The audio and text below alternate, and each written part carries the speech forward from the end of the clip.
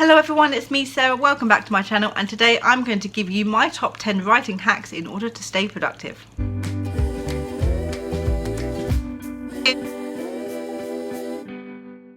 I used to be the type of person who focused on details too much while I was writing, who focused on perfectionism, who wanted what I wrote to be good.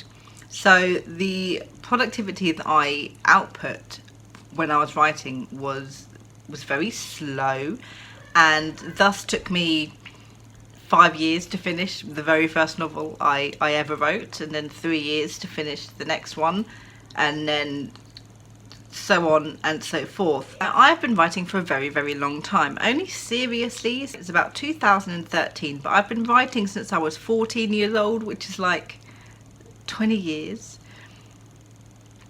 I've spent writing. So along the way I have amassed, gathered, thought of tips and tricks, hacks I guess, to maintain my productivity while I'm writing. Now this isn't like put your phone away or get inspired before that. No, these are small little hacks that you can use while you're writing in order for you to keep your momentum, so you don't have to keep stopping and starting while you write in order to figure stuff out.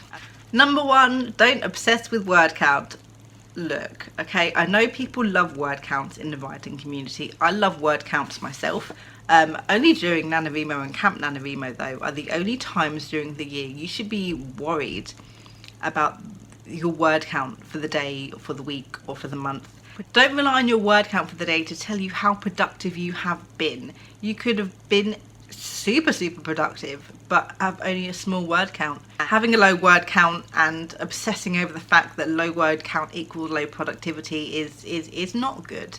It's not going to be good for you. It's just going to make you feel down and bad about yourself. Number two, brain vomit. We all have that time where we sit in front of our computer, or we sit with our typewriter, if you're so lucky, or pen and paper, and we just don't have words to put down.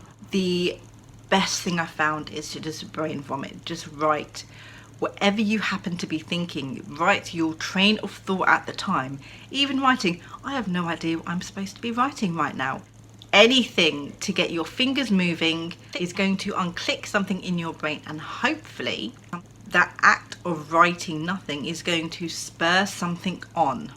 Number three, just 5 minutes. Motivation sucks when you're a writer. I've certainly had days where I'm sitting there and not bothered to do a thing. Sometimes I tell myself, you know what, I'm going to write for just 5 minutes. For just 5 minutes of my day, I'm going to focus on the screen. Doesn't matter about my word count, doesn't matter what I write, I'm going to write something. Most of the time, that 5 minute becomes 10 minutes, 15 minutes, 20 minutes. I always end up writing more than just those 5 minutes, even if I didn't intend to. It's a great way that I found to sort of unstick myself and get myself to do some work, even if I'm not feeling motivated, because at the end of the day, it's only 5 minutes, and that is not a very long time at all. Number four, write what you want. Write what you want. Doesn't matter what anyone else wants you to write. It doesn't matter what you think you have to write. Indulge in what you want to write. Write as crappily as you want. Write things that don't make sense. Write a page of dialogue. Write a page of descriptions. Anything you want to. There's no one there to tell you off. There's no one there to tell you you're doing it wrong. It is one of the best ways I have found to get myself doing something, because doing something is still productive. Number five, skip the scene. Look, I'm sure we've all been there where we're writing probably chronologically, let's be honest, and we get to a particular scene that maybe at the time we're not bothered to write, we don't want to write, we don't have the feels to write it. It's a boring dialogue scene that you just can't handle right now, and you get stuck because you have to finish the scene if you want to continue doing the rest of the novel. Look, just skip it, okay? Just skip the scene and move on to a different one, okay? Nothing bad is going to happen, I promise. Write what you're inspired to write. Write what you want to write. Go back to that scene afterwards. It will still be there. Hopefully less boring when you come back to it. I've lost count on my little sheet of paper now. Number 6, star those missing moments. There are times when I'm writing and I haven't quite outlined properly, where I know something needs to go in between point A and point C. I just can't figure out what it is, or I sort of know what I want it to be, but I can't think to write it. So I stick a star there. Nice big bold star right in the middle of my work. Write a quick note to myself maybe of what needs to go there, and then I move on. Sort of like skipping a scene, except you don't know what that scene is going to be. That way, when you are going back through your novel, you can look out for any stars and you know that you still need to add something there.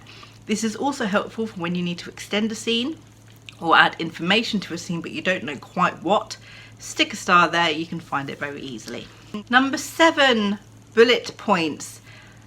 Again, this is when you're stuck on a scene. If you know what scene you want to write but you can't quite figure out how you want to write it, make a bullet point list of everything that you need to cover in that scene. Making that list is sort of like making a mini outline for what you need to do. Sometimes you'll be able to write that scene straight away, or you could move on, come back to that scene later and you'll know exactly what it is that you need to write. Number 8, placeholder names. I vividly remember when I was writing one of my old novels, there was a random character who I had named, and during sprints later on in the novel I could not remember this person's name, so I just called him Smarmy Arsehole in every other interaction that I had to write with him included for the rest of the day, because I wasn't bothered to go back and look for what his name was.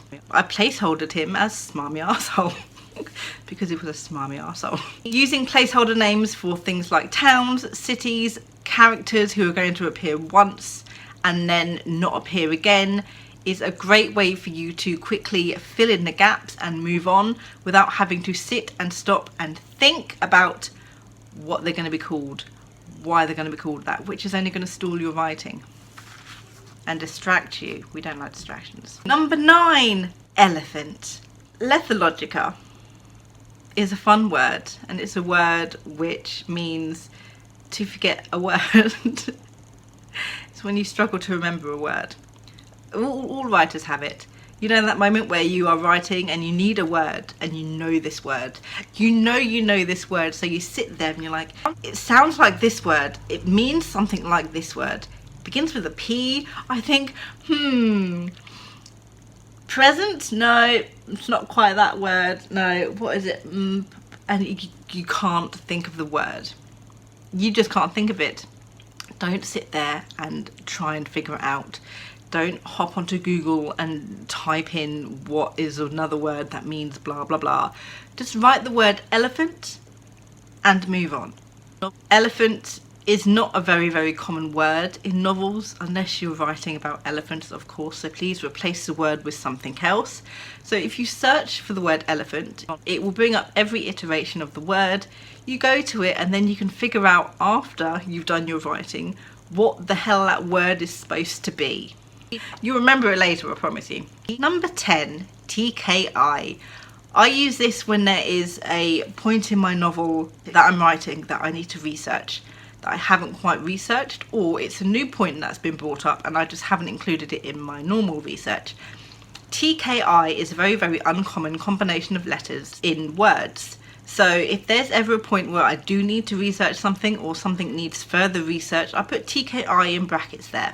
That way, again, using that lovely little search function, TKI will bring up every single part in your novel that you need to extend or include in your research. Again, it's a great way to stick it in and then you don't have to worry about it. You know it's in there, you're going to remember it later, and it will not stop you, halt you, or slow you down, and it can let you continue on with your work. Those were my top 10 writing hacks to keep you productive. Do you guys have any writing hacks that you use in order to help keep yourself productive? Let me know down in the comments below and I'll see you in my next video. Good thoughts and happy writing.